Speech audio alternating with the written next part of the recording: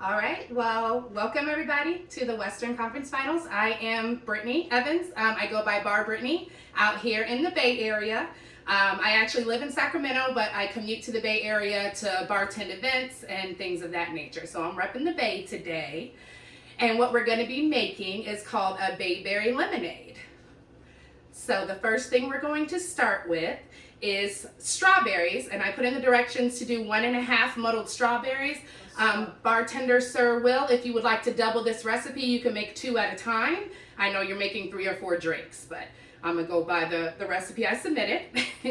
So we're gonna start with 1.5 muddled strawberries. You wanna have an empty shaker for this because you're gonna have to muddle it up with the muddler. So I'm gonna go ahead and put the 1.5 strawberries in. And then we're gonna muddle it up.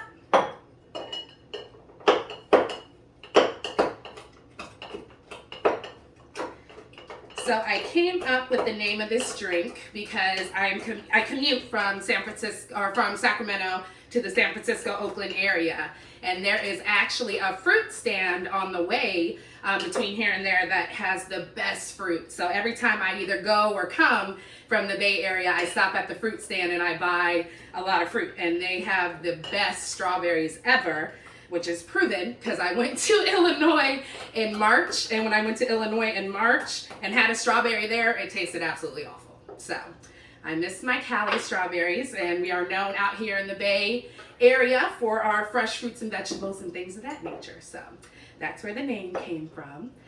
After you have muddled up your strawberries, you're gonna start with 2 ounces of Maker's Mark.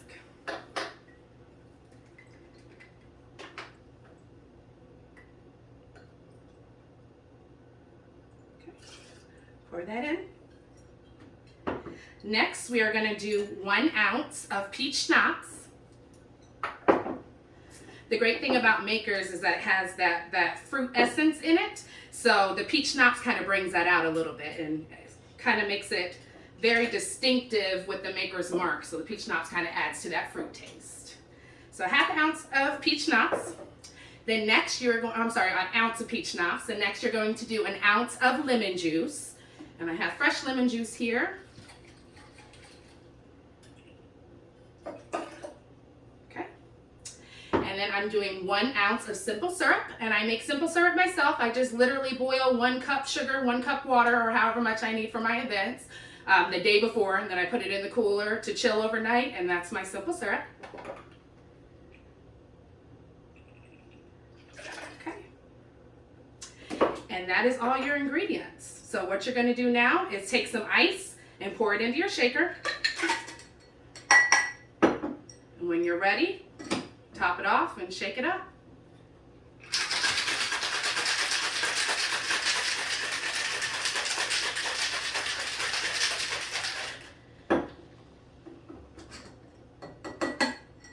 Okay. This is a do not strain drink, so I do not have a strainer with me. You just pour it directly into a highball glass. I'm going to leave all the ice and everything in there. It usually turns out to be a pretty perfect pour. I see he's shaking. I'll give him a minute.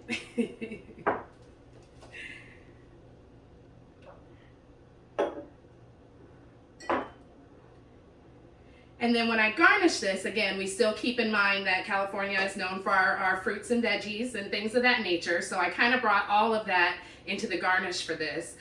So I start with a strawberry. I like to keep the top on. I think it looks better. I cut a little slit in the bottom so that it could go on the side of the glass.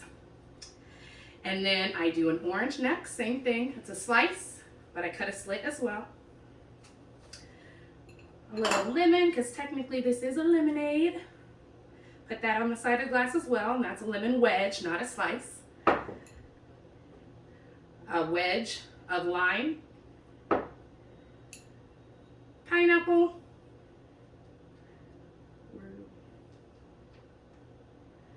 And then I throw a fresh cherry on top. And so that is a bayberry lemonade by Bar Brittany.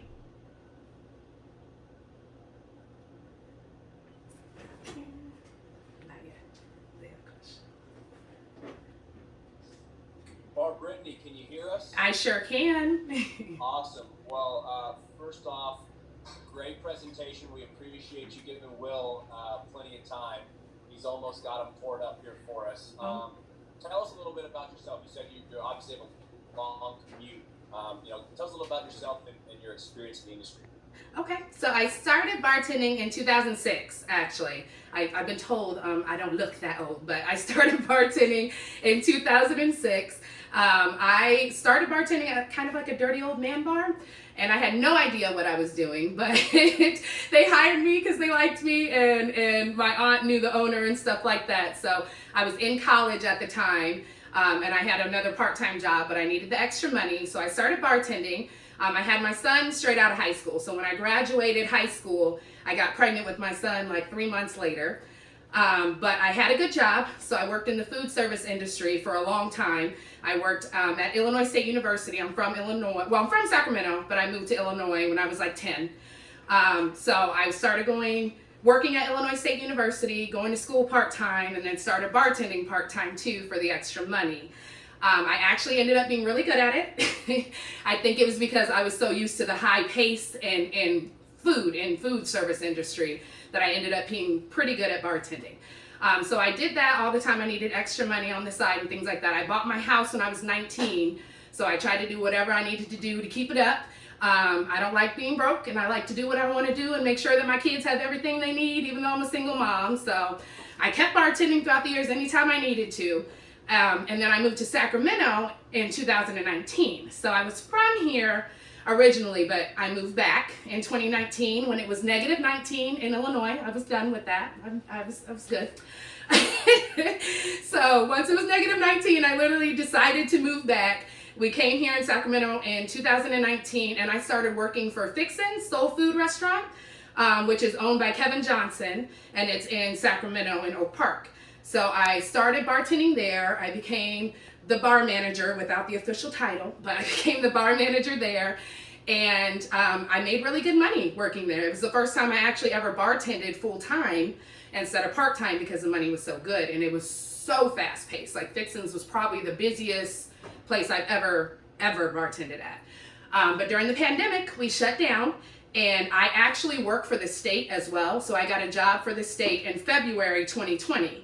And 3 weeks later, we went into COVID. So they closed down the restaurants and the bars and stuff out here. And during that time, I let the other people who didn't have additional jobs get the hours that they needed at work since I had another job and things of that nature. They had me come back, and I was just doing part-time for a little while. But when I was coming back, people started asking me how to make certain drinks. Well, what do you put in that? Well, what do you put in this? And I just kind of started telling them. So it turned into a whole business for me because I started going to people's houses and showing them how to make drinks themselves. So it was COVID, people wanted to be in the comfort of their own home without a lot of people, but they still wanted their own bar drinks. So I started going to people's houses with just small groups of people, kind of like a paint and sip, but minus the paint, all sipping. And I showed them how to make drinks themselves. So they would choose 3 drinks in a matter of 2 hours, usually using the same kind of liquor, and I would show them 3 different drinks to make with the same liquor. So that's kind of how Bar Brittani started. I started doing so well, not only with the in-home things, but people were hiring me to do events and things of that nature, weddings, birthday parties, Halloween parties. So I ended up quitting Fixin's and doing Bar Brittani full time. So I went from working 2-3 jobs to now working for the state and just being able to do Bar Brittani on my own time, but I'm making just as much money without having to work every Friday, Saturday, and Sunday. I literally just work a few times a week. I get to be home with my kids more often, and I'm not killing myself, so it's great. Be your own boss. I'm my own boss. Yes. Well, cheers to you. Thanks, cheers. Thank you. No problem. So Brittani, it sounds like you sound like a lot of people in the hospitality industry that had to pivot and figure out how to make ends work and how to meet your ends. So I just love your story because there's so many people that ended up just doing their own thing and now they have a full-fledged business that can supplement their income and replace whatever job and hours and whatever they have before pre-COVID. So I'd love to hear that about your story. Thank you. So I wanted to get into your drink for the Bayberry Lemonade. Uh-huh. So I love the presentation. I love the color. It's very tropical. I guess one of the first things that I thought about when you say berries, that you maybe could include different kinds of berries in addition to the strawberry. So can you give me like your thought process on that? So I was like, okay, so it's just generally berry, like are you gonna be blueberries or blackberries or anything else? So can you just give me like an idea of like outside of that you love the strawberries, of like how this represents you, or what, or if you have like a culinary style or a culinary philosophy? Sure. Well, strawberry is my favorite everything. So I'm a strawberry ice cream, strawberry Pop-Tart, strawberry cheesecake. I'm a strawberry person. So honestly, that's mainly where it came from. I have made these with blackberries and blueberries before too, and they are good, but since I chose not to strain the drink, I feel like strawberries was the best avenue to go with. As you know, blackberries have a little, seeds in them when you drink it, and blueberries have the skin on it. And the best thing to muddle up for me is strawberries, because you can drink it without it being in the way too much. So you can muddle it down, and it may get stuck in the straw, but it still comes through the straw. And you could. I think your audio. Did your headphones fall? Your audio got really, really low. Oh, no, it didn't. Hold on, let me try and mute and unmute.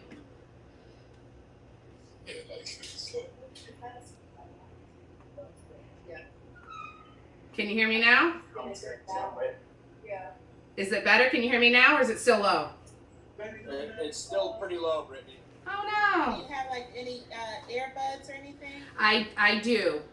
Give me 1 second and I can put them in. It's because I don't strain the drink. So if you strain it, you might use a few more berries and stuff like that. But I feel like strawberries is the best thing to actually be able to sip through a straw. Like, it may be a little difficult, but it'll come through, versus the seeds and stuff that are in blackberries or the skin that comes on blueberries. So aside from strawberries being my favorite, it's just an okay thing to not have to strain to me. No, that makes sense. That's a perfect explanation. Okay. Awesome. This is going to sound very interesting. To me, it sounded interesting because I'm used to, when I'm doing these type of bar competitions, I'm used to restaurant bars, So I'm like muddling this, garnish that, peach schnapps, this and that. So I'm used to like high-end crab bars, but not used to peach schnapps like that. Not like that. But when you explain that, you know what? My pivot was, I'm going to people's houses. I'm teaching the moms and dads how to make drinks at home. This is an at-home drink. Yeah. When I was at home, my girl made drinks like this. Mm-hmm. And sometimes I forget that Make Smart I'm not always popping bottles of Make Smart in the club, but I will buy it for the house. Yes. So this is an excellent house drink. An excellent drink that if I have some friends over on a summer day, it's raining where I am, but if it was summer, like it usually is, it'd be an amazing drink for the house. Yes. So at first, I in my mind, I was like, but you know what? I love it. Good. I'm glad you like it. That style's the game. So sometimes we forget that we drink at the house too. It's a very summery drink, very refreshing. I feel like not everybody, to me, with makers, when I bartended, the thing I made most common is, of course, old fashions, but most women or girlfriends and things like that don't necessarily like an old fashioned. So I always think, what can I do to make this taste good so that everybody can drink the same thing, but not have to use multiple kinds of liquors? Well, and I think you kind of hit the nail on the head. I mean, obviously, there's plenty of ways to drink Maker's Mark.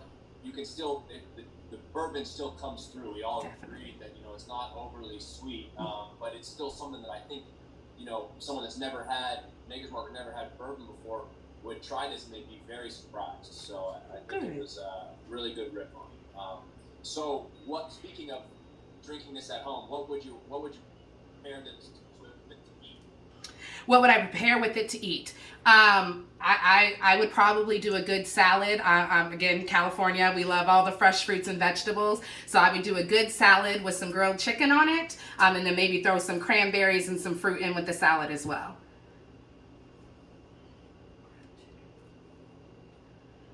Oh, it froze. Did you guys freeze?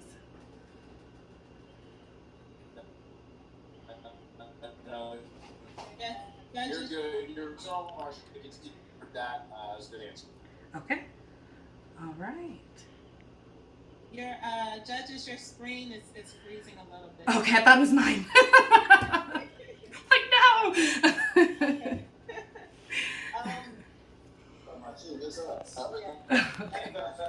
Okay, we said we heard the salad, so if you Oh. can hear us, we like that answer. A salad with grilled chicken, though. That's the important part. We're out here in Cali. You know, we got that nice weather. So you grill some chicken breasts on the grill and put it on your salad with some fruits and stuff. It's a perfect summer drink and summer meal.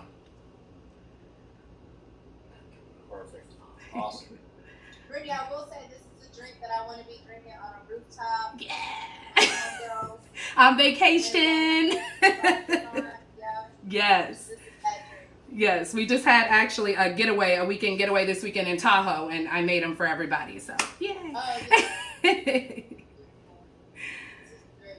Thank you so much. Thank you. Thank you. Thanks, Brittany. We appreciate it. No problem. Any other questions for me?